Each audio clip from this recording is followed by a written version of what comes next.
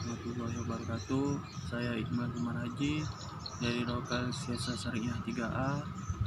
Di sini saya akan menyelesaikan tugas akhir mata kuliah Peradilan Indonesia. Di sini saya akan membahas tentang peradilan anak. Peradilan anak adalah keseluruhan proses penyelesaian perkara anak yang berhadapan dengan hukum, mulai tahap penyelidikan sampai dengan tahap pembimbingan setelah menjalani pidana. Sistem peradilan pidana anak di dalamnya ada anak yang berhadapan dengan hukum, anak yang berkonflik dengan hukum, anak yang menjadi korban tindak pidana, anak yang menjadi saksi tindak pidana, dan semua yang berhubungan dengan sistem peradilan pidana anak. Anak di sini adalah anak yang berumur di bawah 18 tahun.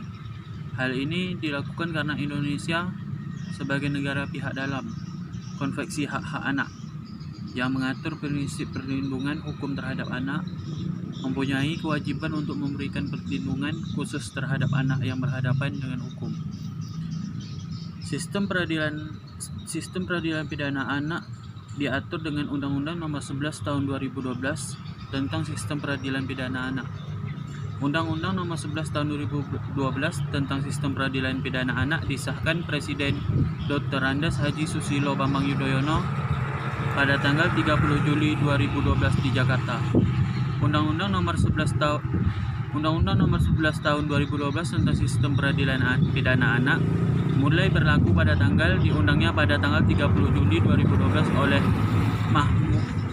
Menkumham Amir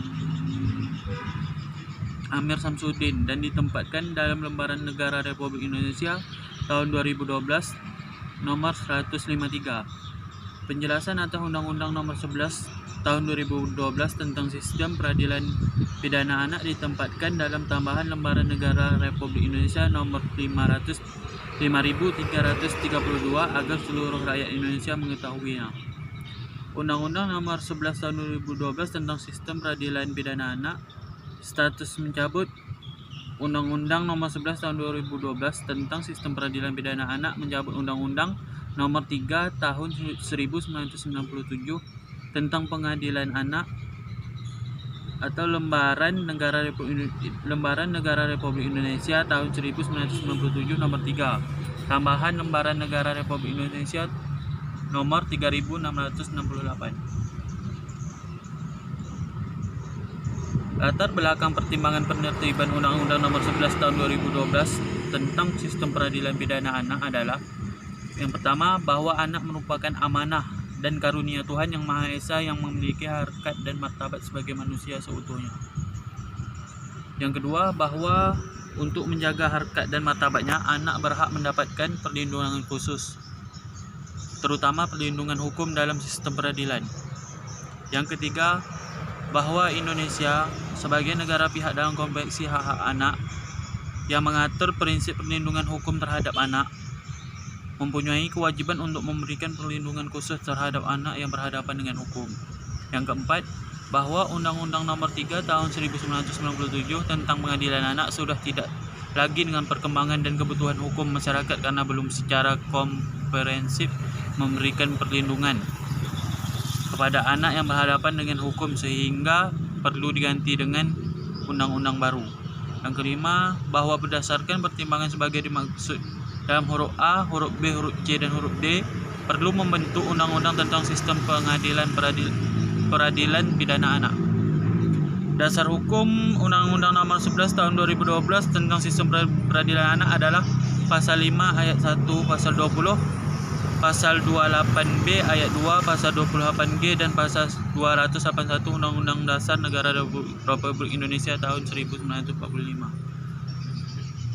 Undang-Undang Nomor 39 Tahun 1999 tentang Hak Asasi Manusia, Lembaran Negara Republik Indonesia tahun 1999 Nomor 165, tambahan Lembaran Negara Republik Indonesia Nomor 3886. Undang-Undang Nomor 23 Tahun 2002 tentang Perlindungan Anak, Lembaran Negara Republik Indonesia tahun 2002 Nomor 109, tambahan Lembaran Negara Republik Indonesia Nomor 4235.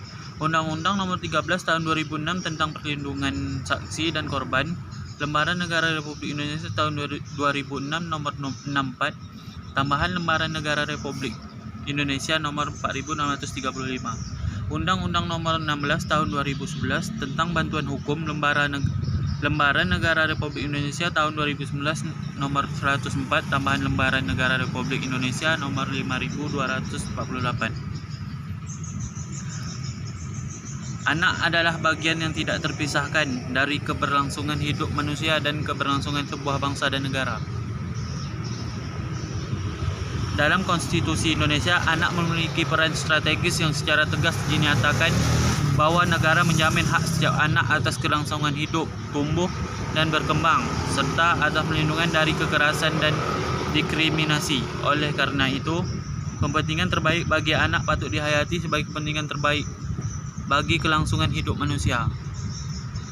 Konsekuensi dari ketentuan pasal 28B Undang-Undang Dasar Negara Republik Indonesia tahun 1945 perlu ditindaklanjuti dengan membuat kebijakan pemerintah yang bertujuan melindungi anak.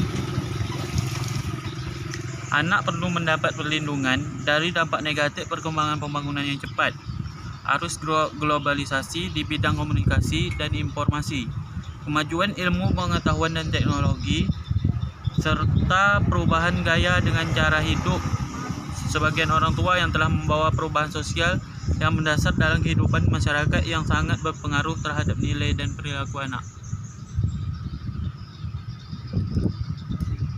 Penyimpangan tingkah laku atau perbuatan melanggar hukum yang dilakukan oleh anak antara lain disebabkan oleh faktor di luar dari anak tersebut. Data anak yang berhadapan dengan hukum dari Direktorat Jenderal Pemasyarakatan menunjukkan bahwa tingkat kriminalitas serta pengaruh negatif penyalahgunaan narkotika, psikotropika, dan zat adiktif semakin meningkat.